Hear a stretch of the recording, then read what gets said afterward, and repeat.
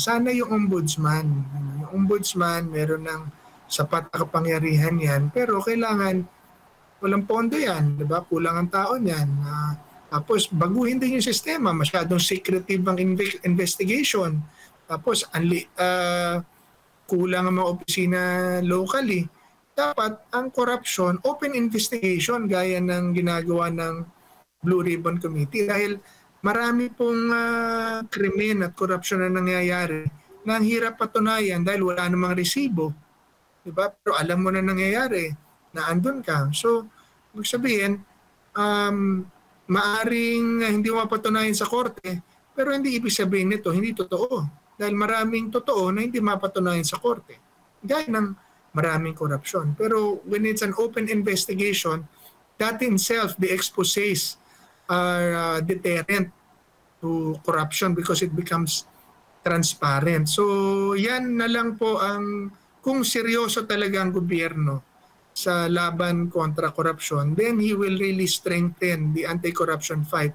Hindi yung parang band-aid solution to. Galit ang tao sa flood control. Lagay ka ng ICI para sa infrastructure. Hindi ganun. Galit ang tao sa korupsyon. Ang kanilang main issue ngayon na pinag-uusapan, flood control pa lang. Paano yung hindi flood controls? Dito naman po sa composition, tingin nyo po, halimbawa kasi ito na yung ano niya, ito na yung naging hakbang ng gobyerno.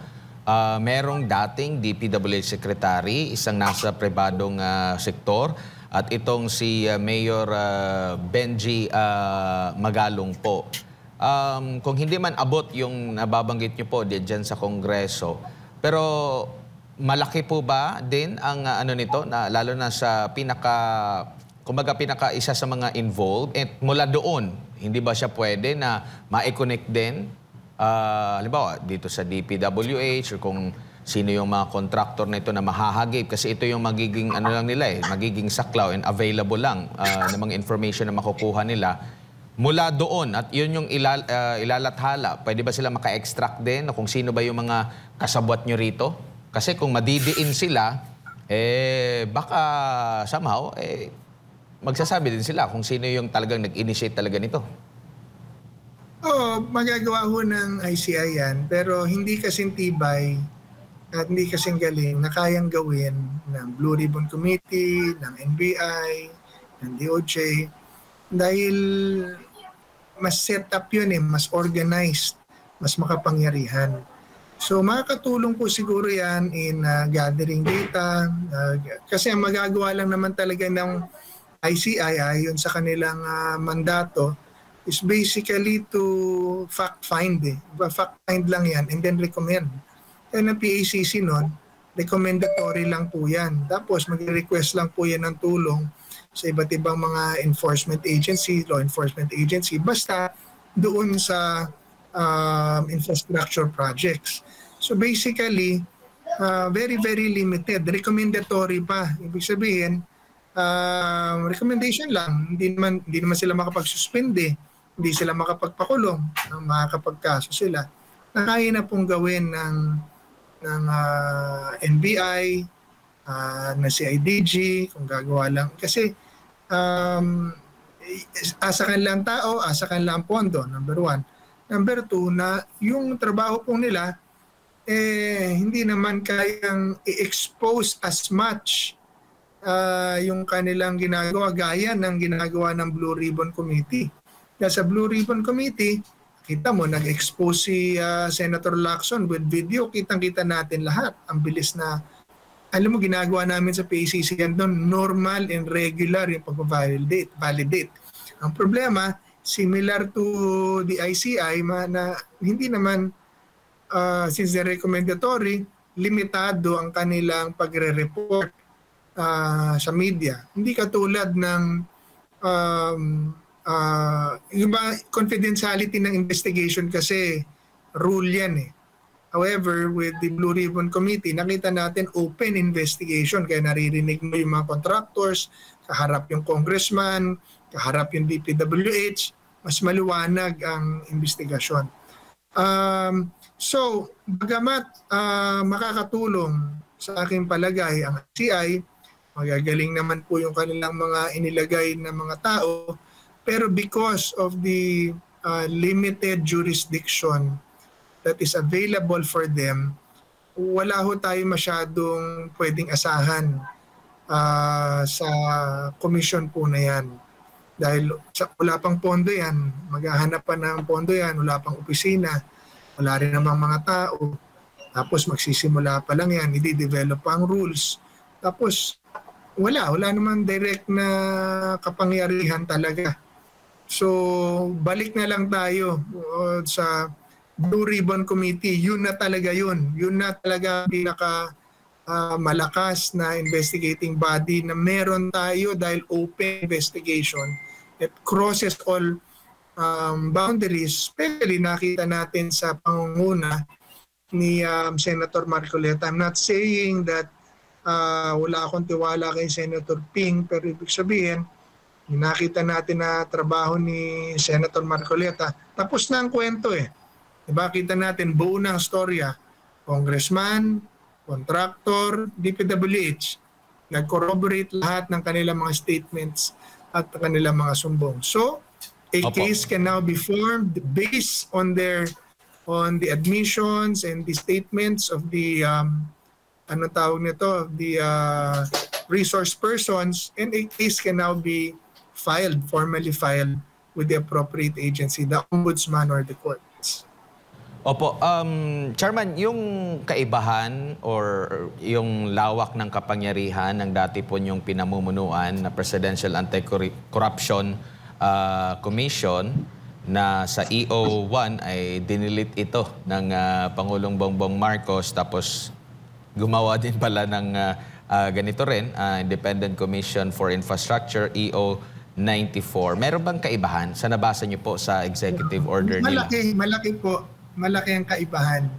Ang opisina namin noon, mas maliit na nga, limitado na nga at maliit na nga ang kapangyarihan. Itong ICI, mas pinaliit pa.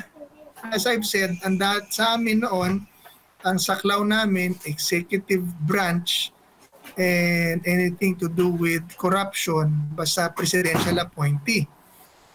Ito, sa kanila, executive branch na nga, hindi pa corruption, basta infrastructure project na anomalous. So doon lang sila, building, kalsada, rivers, yun lang. Pero let's say, sabihin mo, kontrata, ibig sabihin yung state contracts, wala sila doon. Yung mga suhulan, wala sila doon. Yung kongreso, kami rin, wala kami sa kongreso at elected officials. Marami, wala sila. You're just talking about buildings, infrastructure programs, roads. Napakaliit po, napakaliit ng kapangyarihan. It will not really, it will probably make a dent in the anti-corruption fight. Dahil corruption is not just infrastructure. Corruption also may soft. Corruption also meron sa policies. Corruption also yung mga state captures. Corruption. Marami ang corruption pero ito po, napakaliit po. Kung yung sinabi ko nga nung simula pa, nung i-abolish nila ang PACC, sabi ko, prerogative nyo yan, i-abolish ang PACC. Pero ang aking advice, kung aalisin nyo yan, gumawa kayo ng opisina mas malakas at mas malaki ang kapangyarihan para talagang maabot niya ang kailangan niya abutin. Bigyan niyo ng kalayaan, pondo, kalayaan mag-report, at jurisdiction sa mga elected officials at kongreso dahil nandoon po ang kakulangan ng kapangyarihan ng PACC. Pero ngayon, imbis na palaki, pinaliit. So parang, wag natin masyadong let's just allow them to do their jobs. Magagaling naman po yung mga inlagay, pero yung ating pinag-uusapan na korupsyon, kung hindi gagawin ng ombudsman ang kanilang trabaho nila, kung ginawa nila ang trabaho nila, ginawa ng COA ang trabaho nila, di wala tayo lahat dito, o hindi ganito kalaki ang problema, ibigay na lang po natin muna sa Blue Ribbon Committee. That is our best chance for now, and I think sana yung sinimulan ni Senator Marcoleta, magkaroon sila ng kaayusan dyan sa Senado.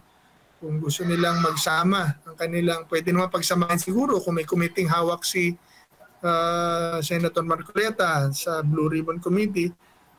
Co-chair sila ni Senator Lacson, or let's allow Senator Lacson to do his job dahil mahusay din naman si Senator Lacson. Basta ang point ko, kahit na sino mag-lead sa kanila, tumbukin tuloy-tuloy kahit sino, kahit sinasabi nila, bakit yung kay Duterte hindi imbestigahan? Hindi imbestigahan nyo rin, gawin nyo na lahat, imbestigahan nyo na lahat para lang lumabas ang totoo.